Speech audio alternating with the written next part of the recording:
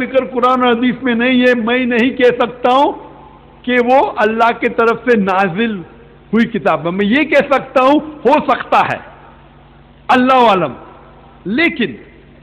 لیکن جو بات غور کرنے کی ہے، آج جب ہم دیکھتے ہیں بائبل وہ انجیل ہے ہی نہیں. ہم انجیل میں مانتے ہیں جو عیسیٰ علیہ السلام پہ نازل ہوئی تھی، لیکن آج کی بائبل میں لکھا ہے کہ لوط علیہ السلام نعوذ باللہ اللہ کے پیغمبر اپنی بیٹیوں کے ساتھ زنا کرتے.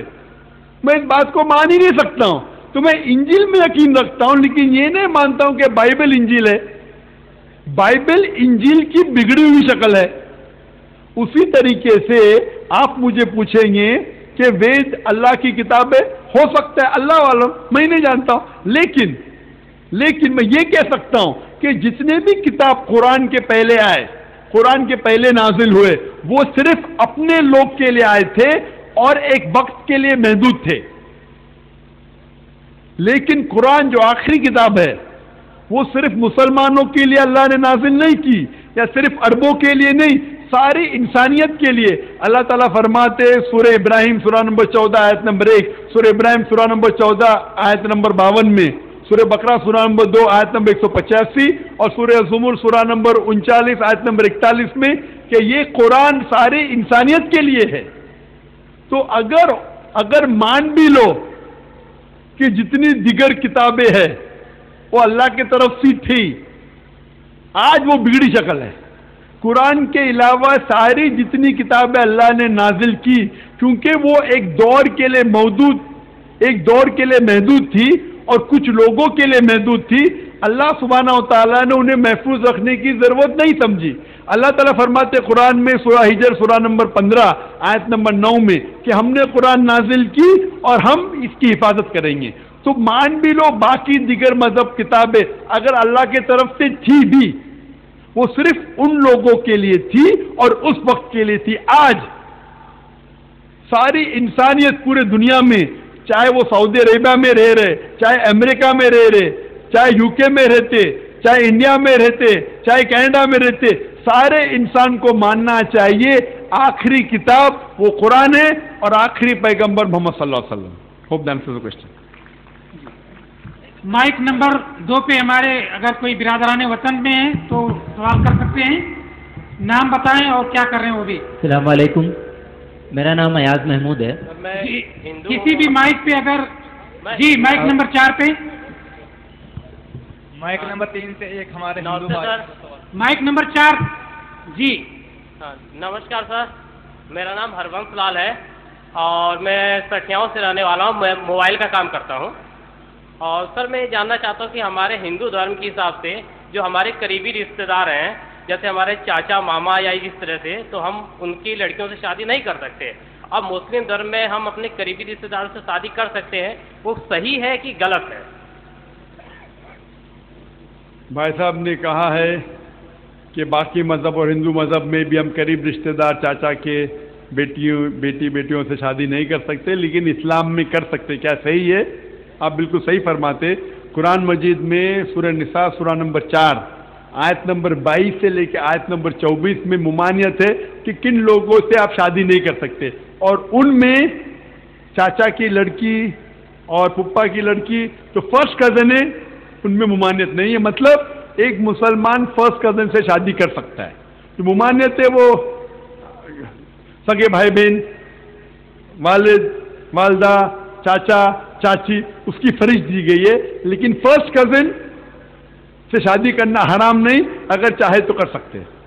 Hope done. کسی بھی مائک پہ اگر برادران وطن میں ہوں تو پھر اشارہ کریں. مائک نمبر 3 سے ہمارے ایک ہندو بھائی ہیں، وہ سوال کریں. جی. First of all, I would like to welcome Dr. Sir. And my name is Ravi Verma. By profession, I am a teacher. My question is that every religious book says that God is only one. Only one. Then why there are so many divisions, so many names given? This question has been confusing me from a long time. If you could answer me, I will be very thankful to you, sir. भाई साहब का बहुत अच्छा सवाल है. भाई साहब ने कहा, I can answer in Urdu ना ब्रदर? उर्दू में I जवाब can दे give the दें. answer in Hindi, no problem, na? No problem, you can give, sir. Though I would love to give in English, I am more comfortable. Okay, sir. क्योंकि ये सवाल जो आपका session अक्सर लोग उर्दू जानते हैं, मेरी उर्दू पे मुझे महारत नहीं है, मैं जिहाद कर रहा हूँ इधर. लोग समझेंगे मैं कत्ल नहीं कर रहा हूँ, मैं जिहाद कर रहा हूँ. तो अल्लाह कबूल फरमाए मेरे जिहाद को, क्योंकि मुझे अंग्रेजी पे महारत है, अंग्रेजी में मेरा फ्लोर अच्छा है, उर्दू हिंदी में ज़रा डबल सोचने पड़ता है. भाई साहब का सवाल था कि हिंदू मज़हब में लिखा है कि एक ही खुदा की इबादत करना चाहिए. तो खुदा ने इतने मज़हब क्यों बनाए? ये दिगर मज़हब क्यों हैं? जब हर मज़हब में लिखा है कि खुदा है, कि दिगर मज़हब क्यों हैं? खुदा ने, अल्लाह ने सिर्फ एक ही मज़हब भेजा. कुरान की आयतें सूरह इमरान सूरह नंबर 3 आयत नंबर 19 में, इन्ना दीन इंदल्लाहिल इस्लाम, कि अल्लाह के नज़दीक एक ही दीन है, वो है इस्लाम. मतलब सलामती हासिल करना, अमन हासिल करना, अपनी ज़िंदगी अल्लाह सुब्हानहू व तआला के अहकामात के मुताबिक बसर करने के बाद. इस्लाम का मतलब क्या? इस्लाम का मतलब नहीं कि तुम्हारा नाम होना चाहिए जाकिर, अब्दुल्ला, सुल्तान. इस्लाम का मतलब अपनी जो ख्वाहिशें हैं, अल्लाह सुब्हानहू व तआला की ख्वाहिशें के हिसाब से अपनी ज़िंदगी बसर करना. It is called as submitting your will to God.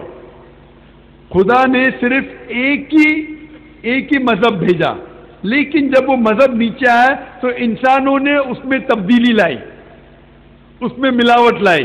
जब इंसानों ने मिलावट की तो अल्लाह ताला ने और एक पैगंबर भेजा. फिर कुछ देर के बाद उसमें मिलावट आई, फिर अल्लाह ताला ने पैगंबर भेजा. तो इस तरीके से हमारे आखिरी पैगंबर मोहम्मद सल्लल्लाहु अलैहि वसल्लम फरमाते कि अल्लाह सुब्हानहू व तआला ने, खुदा ने इस जमीन पे 1,24,000 पैगंबर भेजे. 1,24,000. नाम से सिर्फ 25 का जिक्र है कुरान मजीद में.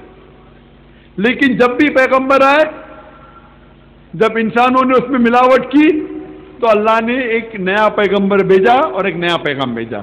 उस तरीके से अल्हम्दुलिल्लाह सुम्मा अल्हम्दुलिल्लाह 1400 साल पहले अल्लाह सुब्हानहू व तआला ने आखिरी किताब कुरान और आखिरी पैगंबर मोहम्मद सल्लल्लाहु अलैहि वसल्लम भेजा. लेकिन मिलावट होने के बावजूद जो अहम पैगाम है अल्लाह का कि खुदा एक है और मोहम्मद सल्लल्लाहु अलैहि वसल्लम आखिरी पैगंबर है, अल्हम्दुलिल्लाह सुम्मा अल्हम्दुलिल्लाह सारी किताबों में महफूज है. मैंने एक तकरीर किया हूँ कि खुदा का तस्वुर दिगर मज़ाहिब में, उसमें मैंने ना ही सिर्फ Quran, Bible, Old Testament, New Testament, Veda, Upanishad, Gita, Buddha scriptures, Dhammapada और बाकी किताब, सिख किताब, जितनी किताबें हैं पारसी लोग के, उसमें से साबित किया हूं कि खुदा एक है. और एक तकरीर की मोहम्मद सल्लल्लाहु अलैहि वसल्लम का जिक्र दिगर मज़हब किताबों में, फिर से मैंने साबित किया हूं, ना ही कुरान में, बाइबल में, Old Testament, New Testament, Upanishad, Purana, Parsi scriptures, Dasatir, Zend Avesta, Buddha scripture, Dhammapada, सब में आता है मोहम्मद सल्लल्लाहु अलैहि वसल्लम का जिक्र. तो बाकी जितनी किताबें कुरान के पहले आए, मिलावट के बावजूद ये अहम पैगाम तौहीद का, अहम पैगाम मोहम्मद सल्लल्लाहु अलैहि वसल्लम आखिरी पैगंबर है, वो महफूज है. तो अल्लाह सुब्हानहू व तआला ने 1400 साल पहले आखिरी किताब कुरान नाजिल की, आखिरी पैगंबर मोहम्मद सल्लल्लाहु अलैहि वसल्लम नाजिल की, और फिर अल्लाह ताला ने कहा कि इस दिन, सूरह माइदा सूरह नंबर 5 आयत नंबर 3 में, इस दिन मैंने इस्लाम को मुकम्मल किया, दीन को मुकम्मल किया, और I fulfil my favour on to you, जो मैंने इंसान के ऊपर एहसान किए वो मुकम्मल किए. इस दिन के बाद दीन मुकम्मल हो चुका है. 1400 साल पहले कुरान आया और अल्लाह ताला फरमाते सूरह हिजर में सूरह 15 आयत नंबर 9 कि हमने कुरान नाजिल किया, हम इसकी हिफाजत करेंगे. आप मुझे सवाल पूछेंगे कि अल्लाह ताला ने कुरान मजीद पहले क्यों नाजिल किया, ये बाकी किताब क्यों पहले की, तोरा, ज़बूर, इंजील और पहले नाजिल किए होते, मोहम्मद सल्लल्लाहु अलैहि वसल्लम को पहले ही भेजते थे तो प्रॉब्लम ही नहीं होता था. मैं जवाब ऐसा देता हूं, क्या मेरा बेटा वो डॉक्टर बनना